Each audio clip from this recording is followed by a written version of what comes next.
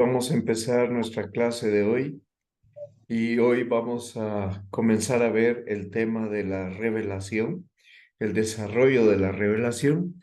La semana pasada, pues, habíamos visto eh, terminado todo lo que es la revelación, pero hoy entramos en este desarrollo, cómo se fue desarrollando la revelación. Y para dar pues el temario que voy a seguir, comprende primero el desarrollo de la revelación desde Abraham hasta Jesucristo, el segundo la constitución de la iglesia, el tercero ese trípode entre la Sagrada Escritura, la tradición y el magisterio, el cuarto la Sagrada Escritura, el quinto, digamos, dentro de Sagrada Escritura, tradición y magisterio, hay tres partes: Sagrada Escritura, tradición apostólica y tradición, magisterio de la Iglesia, y el punto cuarto de la clase, cómo interpretar la Biblia. Vamos al desarrollo de la revelación, desde Abraham hasta Jesucristo. Vamos a ver los pasos que se siguieron y lo que llevan consigo. Es decir, que aquellos pasos ya traen consigo revelación. Entonces, empieza con la creación de Adán y Eva. Ahí empieza la revelación. Porque Adán y Eva ya tenían una relación y un diálogo con Dios. Tenían familiaridad con Él. Al fin y al cabo, todo ser humano ha sido creado para vivir en comunión con Dios.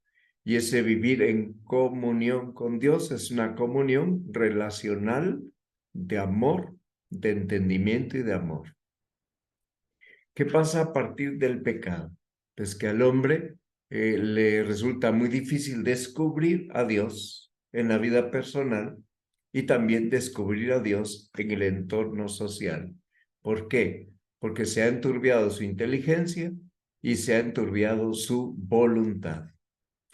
Bien, pero Dios prometió ya a los primeros padres que el pecado iba a ser vencido por la descendencia de la mujer. El famoso protoevangelio recogido en Génesis 3:15. Se habla de la descendencia de la mujer, no de los descendientes, no, la descendencia. Se refiere a un descendiente porque esta mujer es María y ella solo tiene un descendiente que es verdadero Dios y verdadero hombre. A ese texto de Génesis 3:15 se le denomina en teología protoevangelio, el primer evangelio. Bien, entonces resulta que se fue anunciado ahí, en el mismo paraíso donde fue el pecado, la obra redentora de Cristo, ¿verdad? Tú le morderás el carcañal, le dice a la serpiente, y ella, la descendencia de la mujer, te aplastará la cabeza. Por tanto, esta obra redentora fue preparada con la historia de la salvación que precede a la primera venida de Cristo. ¿Qué dice la Biblia en los relatos de los orígenes? Pues ahí no se pretende narrar con detalle los acontecimientos históricos. Lo que se pretende es dar noticias esenciales sobre el hombre y su relación fundacional con Dios. Y para esas noticias se usan imágenes, se usan narraciones, pero el valor histórico de esas imágenes y de esas narraciones es difícil de emitir un juicio definitivo. Por tanto, sin entrar en el valor histórico, porque es difícil dar un juicio definitivo, lo que sí podemos comprender es que solo creó un primer hombre y una primera mujer, que los creó con la misma dignidad, que ahí mismo prometió al Redentor, y dijéramos que todas las circunstancias de lugar, de espacio, de formas de presentar, bueno, pues esas circunstancias, pues no podemos decir que ya se puede hacer un juicio definitivo sobre la historicidad de esas circunstancias. Sin embargo, el mensaje esencial es: ¿qué es el hombre? qué es el hombre, por tanto ahí está comprendido qué es la mujer, cuál es la relación fundacional que tiene con Dios. Esto es lo esencial a lo que hay que atenerse. Bien, la Biblia no tiene ninguna dificultad en yuxtaponer narraciones. Piensen ustedes que el Génesis presenta dos relatos diversos de la creación, del hombre y de la mujer. En esos dos relatos hay diferencia en detalles. Es el mismo acontecimiento, pero hay diferencia en detalles. Bien, son narraciones yuxtapuestas. Ya veremos más adelante el episodio de Jonás en el vientre de una ballena y arrojado en las costas de Nínive. Son imágenes empleadas por Dios para referirnos una verdad. No nos detengamos en las imágenes intentando una literalidad, pero sí vayamos al fondo, a lo esencial.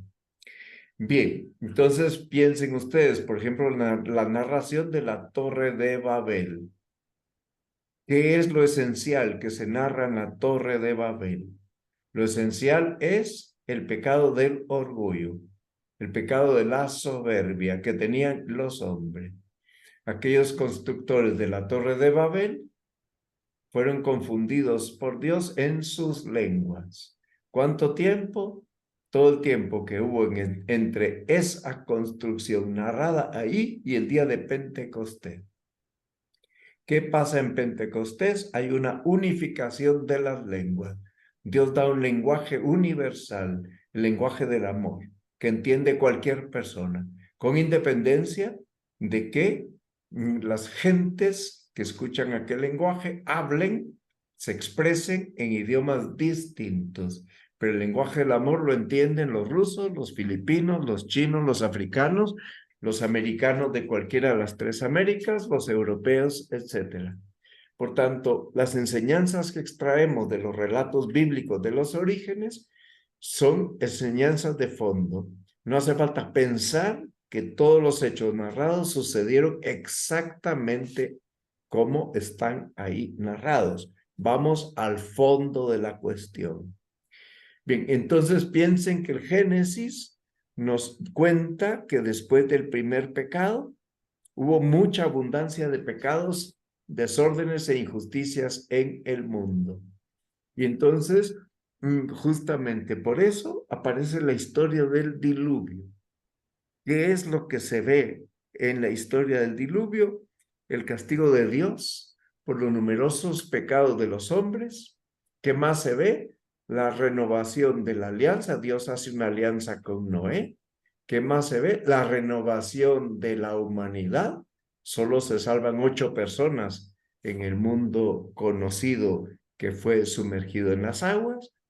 Esto es lo esencial, ¿verdad? El orgullo se opone al amor, se opone a la humildad. Lo propio de la criatura es la humildad, lo propio de la criatura es unirse a Dios, que es la verdad y que es amor. Pero el obstáculo grande está en el orgullo. Bueno, entonces la vida de Noé después del diluvio nos pone en evidencia que Dios renueva la amistad con Noé y con la familia de Noé. ¿Quiénes son la familia de Noé? Esas 8 personas que se salvan del diluvio porque se comportaron con justicia. Y a través de ellos se salvan del diluvio toda la creación.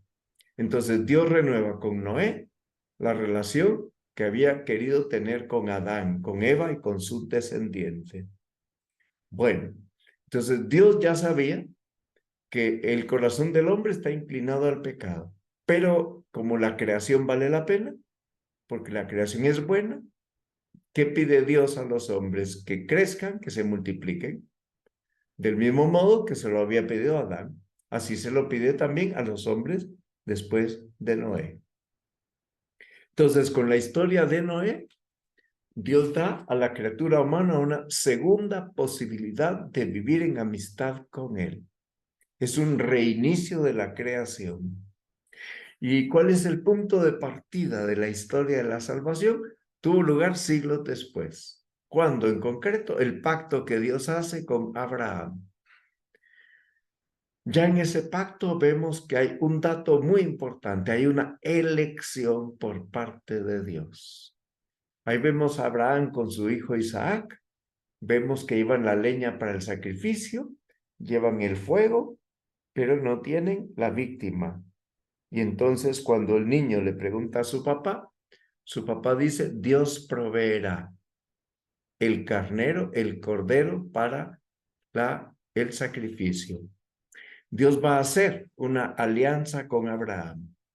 Entonces, Abraham, ¿qué hace? Reconoce a Dios como único Señor. Él venía de un pueblo idólatra, y Dios le ha dicho, deja tu pueblo, deja sus dioses, deja tu parentela y vete al lugar que yo te diré. Yo te voy a señalar el lugar. ¿Qué hace Abraham? Le obedece con gran fe. Y por su fe, Dios lo destina a ser padre de una multitud de naciones. Fíjense que estamos todavía en el Génesis, en el primer libro revelado, capítulo 17. Entonces Dios comienza la tarea de reunir a la humanidad dispersa por el pecado bajo una sola cabeza, que en ese momento es Abraham, después será Isaac, después será Jacob, y después de Jacob vienen las 12 tribus de Israel. Entonces, 2 generaciones más tarde de Abraham, Dios hace cambiar su nombre a Jacob. ¿Por qué? Porque cuando Jacob aquella noche pelea con Dios, entonces el ángel le cambia el nombre y le dice, ya no te llamarás Jacob, te llamarás Israel porque has peleado con Dios. Jacob o Israel tiene 12 hijos y ellos fueron las bases del pueblo de Israel, 12 tribus de Israel, un pueblo que va a ser relevado por la iglesia, un pueblo que es anuncio de la iglesia. Y aquellas 12 tribus van a ser sustituidas por los 12 apóstoles. Entonces, en la época de Moisés, la historia de Dios con los hombres adquiere una dimensión más visible, más comprometida. ¿Por qué? Porque el Dios de Abraham y de los patriarcas hace de Israel su pueblo. Pero ¿cuándo concretamente los constituye en pueblo? El día en que les entrega las tablas de la ley de mano de Moisés. Es decir, el día en que los libera de la esclavitud de los egipcios. Acuérdense que se van al desierto con todos sus ganados y con las pocas posesiones que se pueden llevar. Y ahí, después de 3 meses de peregrinación por el desierto, llegan al monte Horeb. Y justamente ahí Moisés les dice que tienen que prepararse y purificarse en 3 días. Va apareciendo el número 3, 3 meses, 3 días. Luego Moisés sube al monte y está 40 días. El número 40 en la Biblia es número de preparación para. Por eso, la cuaresma son 40 días de preparación para la Pascua. Bueno, entonces se convierten en pueblo ahí, 430 años después. Fíjense, Moisés los libera después de haber estado 430 años cautivos en Egipto, Jacob y sus hijos y descendientes. Bien, entonces Dios hace una alianza con Moisés y pone el pueblo bajo la protección de Moisés y les da unas leyes. ¿Y qué hace el pueblo? El pueblo aceptó solemnemente esa alianza. El pueblo se compromete a servir al Señor y se compromete a darle culto. Por tanto, 1, aceptan la alianza. 2, se comprometen a 2 cosas, servirlo y darle culto. Cuando atraviesan el Mar Rojo y caminan por el desierto del Sinaí y llegan a la tierra prometida y construyen el reino de David, ¿qué experimenta Israel una vez más? Tanto en la travesía del Mar Rojo como en la marcha por el desierto, como cuando llegan a la tierra prometida. ¿Qué descubre? Que Dios está con Israel, que Israel es su pueblo, un pueblo que él formó entre todos los demás, un pueblo que le pertenece, como dice el Éxodo, así lo define, como un reino de sacerdotes y una nación santa. Piensen ustedes que estas palabras del Éxodo van a ser luego repetidas por San Pedro cuando dice que somos pueblo de reyes, que somos una nación consagrada, que somos pueblo sacerdotal, que somos pueblo de Dios. Pasan los siglos y Dios no deja que la alianza decaiga. ¿Qué hace? Por medio de los profetas guía a su pueblo y lo guía para que tengan esperanza de una salvación última, de una salvación definitiva. Entonces, si el pueblo perdía el camino y se olvidaban de su compromiso con la alianza, ¿qué hace Dios? Suscita siervos que reconduzcan al pueblo a la obediencia y a la justicia. Claro, los profetas animan al pueblo, confortan al pueblo en la esperanza, pero le advierten que existe un peligro, el peligro de que tengan una confianza falsa en su condición de pueblo elegido. ¿Por qué? Porque esa elección, si ellos no correspondían, se puede convertir en un juicio, en un castigo de Dios por el pecado. Vamos al punto siguiente. Hay dos acontecimientos que tienen el carácter de castigo. Primer acontecimiento, la caída del reino del norte. 10 de las 12 tribus de Israel caen en el año 722 a.C. Segundo acontecimiento, el exilio del reino del sur. Las dos tribus restantes que se habían separado de las otras 10 varios siglos antes y entonces quedan exiliados, pero además es destruida la capital, Jerusalén. Y esto ocurre el año 587 a.C. Por tanto, primero es exiliado el reino del sur, destruyen Jerusalén, es el año 582, y luego, en el año 722, que los años se cuentan al revés, antes de Cristo. El suceso ocurrido más cerca de Cristo es el exilio del reino del sur. El suceso ocurrido antes del exilio es la caída del reino del norte. Es el año 722 antes de Cristo. Cuando son exiliados, entonces ya faltan 587 años para que venga Cristo. Bien, entonces Israel pierde la autonomía como pueblo. ¿Y dónde viven? En el destierro, en una tierra que no es de ellos. Es cierto que Dios los castigó, pero no los abandonó. ¿Qué hizo en el destierro? Les envió profetas. Isaías habla del retorno del pueblo del exilio de Babilonia. Van a regresar a su propia tierra. Van a poder refundar el pueblo. Pero la refundación va a ser solo parcial, porque muchos prefirieron permanecer dispersos. Entonces, en todo este camino de Dios con Israel, el pueblo aprende a conocer a Dios.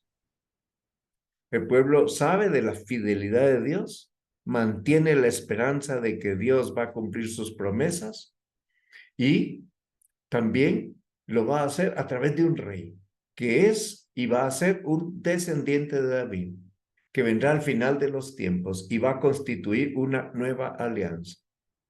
Es decir, estamos en el final de los tiempos desde, pues desde la primera venida de Cristo. Ya el final de los tiempos lleva 2000 años. Es interesante entender esto porque algunos están hablando del fin del mundo, pero resulta que el fin del mundo empezó hace 2000 años. Bueno, entonces, esta nueva alianza ya no se va a escribir en tablas de piedra como la antigua. Dios la va a escribir en el corazón de los fieles. ¿Y cómo la va a escribir? Por la presencia y la acción del Espíritu Santo en todas las personas. Por tanto, la nueva alianza va a ser escrita y sellada con la sangre de Cristo, el Cordero de Dios que quita el pecado del mundo. Y va a llegar un día en que todos los pueblos van a acudir en masa porque les llama la atención el resplandor de la nueva Jerusalén y que van a reconocer al Dios de Israel, la nueva Jerusalén, la iglesia. Ok. En cambio, la Jerusalén celestial ya es la iglesia triunfante. Pero la iglesia militante, triunfante y purgante es la nueva Jerusalén. Sin embargo, como todavía no ha terminado la historia, no ha concluido esta tierra, entonces, hasta que concluya, será el día de la paz perpetua y del mundo unido bajo un solo Dios.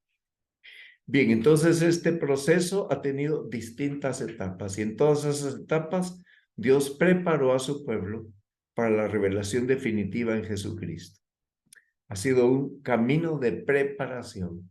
Ya la revelación definitiva ya está en Jesucristo. Bien, estamos entonces en Cristo, en quien se cumplen las promesas del Antiguo Testamento. Y con Cristo llega la renovación anunciada del final de los tiempos. Esta es la renovación definitiva. Por eso, durante su vida sobre la tierra, ¿qué hace Jesús? Comunica a los hombres nuevas dimensiones que no podían ni sospechar. Da a conocer la Trinidad de modo pleno. Da a conocer que somos injertados en Cristo por el bautismo. Da a conocer que nosotros somos introducidos en la vida íntima de Dios y todo eso que Él da a conocer es lo que ha pasado hasta nosotros. Y por otra parte, siempre que habla del Dios del Antiguo Testamento, del Dios de los patriarcas, del Dios de los profetas y de los reyes, Jesús en su lenguaje está transmitiendo unas ideas que el pueblo de Israel ya había compartido durante siglos. Tiene ese sello. Por tanto, no es un borrón y cuenta nueva. No, no, no. Es sencillamente decirles, bueno, miren, todo esto que ha sido anunciado, pues no solo ha sido anunciado, es que está cumplido en mí. Y por tanto, hay muchos elementos del Antiguo Testamento que estaban todos, eran preparación para la venida de Cristo. Bien, entonces viene el segundo punto de esta clase, la constitución de la iglesia. Para entender este segundo punto, tenemos que hacer este recorrido. Fíjense ustedes qué dice la Lumen Gentium número 19. Dice que el Señor Jesús, después de haber hecho oración al Padre, llamando así a los que Él quiso, Evangelio de San Marcos, eligió a 12 para que viviesen con Él y para enviarlos a predicar el reino de Dios. Este texto, entrecomillado, la Lumen Gentium cita con esto el Evangelio de San Marcos cuando se narra la elección de los 12. Y los elige para que estén con Él en primer lugar. Y en segundo lugar, como consecuencia de estar con Él, son enviados a predicar el reino de Dios. Es decir, no se puede predicar el reino de Dios si no hay unión íntima con Él. ¿Qué desea Jesús? Que al terminar su misión en el mundo, la continúen sus discípulos en todas las naciones, y para eso instituye el grupo de los apóstoles, y para eso pone a Pedro como cabeza de los 12. Llega el momento de la última cena. ¿Qué hace ahí el Señor? Los introduce en el misterio de su cuerpo y su sangre donados en sacrificio. Les pide que actualicen ese sacrificio en el futuro. Los constituyen testigos de su resurrección y les envía el Espíritu Santo para que tengan fuerzas de cumplir la misión. Entonces la iglesia queda constituida. Es el lugar donde todos los hombres de todas las épocas pueden encontrar a Cristo y pueden seguirlo por un camino que lleva a la vida eterna. Entonces la iglesia mantiene viva la memoria de Cristo y lo presenta vivo. Cristo está vivo. No presenta a Cristo como un personaje del pasado, sino como aquel que, habiendo vivido en este mundo, ha resucitado y permanece con nosotros y entre nosotros para siempre. Bien, el punto tercero lo vamos a dejar para la clase de la semana siguiente. De modo que ahora quito las diapositivas y pueden ustedes preguntar lo que quieran.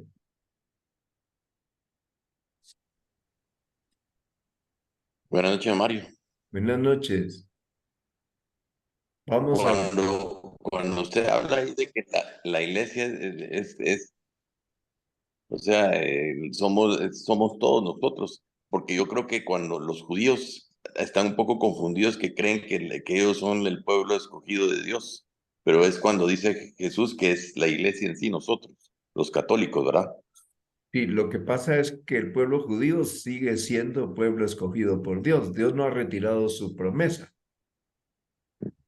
Lo que pasa es que no habiendo recibido los que quedan del pueblo judío a Jesucristo, no se olviden que pueblo escogido es un anuncio de un definitivo pueblo escogido, que es la iglesia, y que todo el Antiguo Testamento trae una prefiguración de lo que va a ocurrir en el Nuevo. Por tanto, aquel pueblo escogido para transmitir la verdad de un solo Dios verdadero sigue siendo pueblo escogido. Otra cosa es que no hayan cumplido su misión,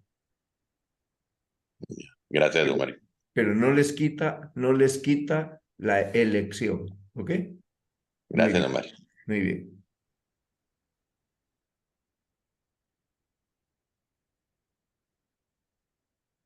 ¿Qué más?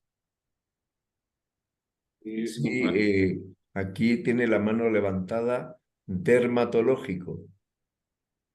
¿Quién eres? Tienes el micrófono apagado, ya lo encendiste. Gracias, buenas noches a todos. Perdone, y entonces, al hablar de pueblo escogido, ¿se podría decir que tienen algún tipo de predilección o qué parabienes tendrían en comparación con todos los demás, incluyéndonos a nosotros? Perdón. Bueno, entonces lo que pasa es que en efecto, pueblo predilecto de Dios. ¿Por qué? Porque de ahí nació el Mesías. Entonces, Jesús es judío. La Virgen es judía, Ajá. ¿verdad? Por tanto, lo que pasa es que dentro de ese pueblo hay un grupo que sí recibe a Jesucristo. Los apóstoles son judíos. Los primeros cristianos son judíos. La iglesia empieza ahí.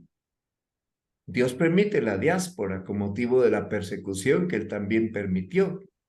Y la diáspora trae consigo que el evangelio llegue a todo el imperio romano y más allá de las fronteras del imperio romano. Pero Cristo sigue siendo al mismo tiempo miembro del pueblo escogido y cabeza de la iglesia. ¿Ok? Don Mario, pero ahí también es como decir que es parte de la conversión, ¿verdad? Que ellos se tienen Bueno, que convertir. obviamente tiene que haber conversión. Y si no hay conversión, pues es difícil que las personas pues lleguen a entender que ya el Mesías vino. Por tanto, ahí es lógico que sí, que en nuestra presencia en Tierra Santa, por muchos de ellos, para muchos de ellos es una presencia no deseada, la presencia de los cristianos. Y de hecho están intentando que todos los cristianos salgan y los van intentando asfixiar, ¿verdad? En el sentido de que no pueden entrar a las universidades, no pueden estar en el ejército, no pueden ocupar cargos públicos, ¿verdad? Es decir, son un gueto los cristianos. Y al no poder entrar en las universidades, solo pueden ejercer oficios manuales, y eso los limita. Pero eso forma parte también de que Cristo es signo de contradicción. Por tanto, si el discípulo no es más que el maestro, pues nosotros también pasamos por ahí, ¿verdad? Por la contradicción que sufre el mismo Jesús. Gracias, don Mario. Muy bien. don Mario, Sí, Mauricio. una consulta, o sea, nosotros, digamos que para los católicos y nuestra fe, la revelación ya terminó, digamos, ya se le puso la tapa al pomo. Ya terminó. Ajá, Sí, con Jesús, digamos, ¿verdad? Y entonces, yo tengo algunos amigos que son judíos y la verdad es que nunca he sentido de ellos ningún rechazo hacia mí por ser cristianos. De hecho, hemos incluso hablado de la fe católica, sí, y de lo que ellos creen, y hay hasta con mucha afinidad, digamos, sí. ¿verdad? Pero, pero para los judíos la revelación no ha terminado. O sea, ellos siguen viviendo lo actual como una continuidad donde no ha terminado la revelación y sigue. Para ellos no ha terminado porque para ellos no ha venido el Mesías. Ah, Ese es su problema. Era que ya, mientras ellos no acepten que ya vino el Mesías, pues la revelación está inconclusa en la cabeza de ellos. Lo que pasa es que dentro de Israel hay judíos católicos, hay judíos mesiánicos también, que no son católicos, pero que creen que sí, que ya vino el Mesías. ya, Entonces, todo esto es el fenómeno, ¿verdad? Que va viendo ahí. Ahora, para un judío, que un judío se haga católico, ellos lo ven como una traición. Por eso cuando se convierte Edith Stein, que venía de una familia judía ultra ortodoxa, pues se enfada muchísimo su mamá y sus hermanos. Pero claro, Edith Stein muere en un campo de concentración por ser cristiana y por ser judía. Y es mártir. Y Edith Stein está canonizada. Como Santa Teresa Benedicta de la Cruz, se hizo monja carmelita. Y tuvo mucha valentía para afrontar este tema con sus padres. y perdón, no, Mario, solo otra pregunta que a veces me confundo un poco, pero digamos, el término judío se refiere a una raza o se refiere a una religión. Es que Una ellos raza. vinculan la condición de la raza con la religión, porque para ellos el ser judíos es estar en la religión de ellos. Es decir, la descendencia, uno es judío por la madre, no por el padre. Entonces, son judíos y para ellos ser judío y ser practicante del judaísmo, ser hebreo y ser practicante del judaísmo, es una cosa que no conciben su separación, no les cabe en la cabeza que uno pueda ser practicante del judaísmo, digo, que sea hebreo y que sea católico, no les cabe, les parece que son traidores quienes han hecho eso. Pero ya tuvimos un arzobispo de París que era judío, ¿verdad? En tiempo de San Juan Pablo II. Y aquel hombre se súper conmovió. Bien, o sea, hay conversiones, pero ellos segregan a quien se convierte. Yo estuve en Roma y en Pamplona hace 45 años con pues es un sacerdote de la obra que su familia, viviendo en Suiza, se convirtieron en católicos y fueron segregados por todos los judíos suizos, en negocios, en trabajos, en todo, hechos a un lado porque los consideraron traidores. Bueno, pues un hijo de ellos es sacerdote de la obra Ya, y se llama Martin no, Ronheimer. gracias. Muy bien. Buenas noches. Buenas noches, Juan. Gracias, don Mario. Es un gusto escuchar esta magnífica charla. Eh, un sacerdote me dijo, pues asisto a misa cuando puedo aquí al Instituto Betania, ¿verdad? Sí, Y platicando con un sacerdote me dice que más o menos que la lucha principal ahora es, eh, vamos, adorar y venerar al Santo Niño Jesús que van a nacer en unos días, digamos, sí, Adviento. Yo eso lo entiendo que es lo que he leído por otros lados, que todavía sigue las herejías o la lucha para acabar con nuestra fe en la encarnación de Dios, ¿verdad? Sí, ¿Algún punto para reforzar nuestra fe en la encarnación y sus consecuencias, don Mario? pues yo creo que vivir muy bien el Adviento, ¿verdad? Porque el Adviento que empieza este año, el domingo 3 de diciembre, primer domingo de Adviento, es un tiempo de preparación, un tiempo de espera para ese encuentro con Dios que nos visita. Pero claro, Dios nos visita en el trabajo de cada día, Dios nos visita en la calle, Dios nos visita cuando estamos en el comedor, Dios nos visita cuando estamos, pues, a lo mejor haciendo un deporte, cuando vamos en un autobús, cuando vamos conduciendo el carro. O sea, nos visita en todo momento. Otra cosa es que no nos damos cuenta. Y a veces nos visita a través del dolor, una enfermedad inesperada o prolongada. Son visitas de Dios. Claro, la visita de la Navidad, si nosotros no nos abrimos a las visitas de Dios a lo largo de todo el año, tampoco nos vamos a abrir a la visita de Dios en la Navidad.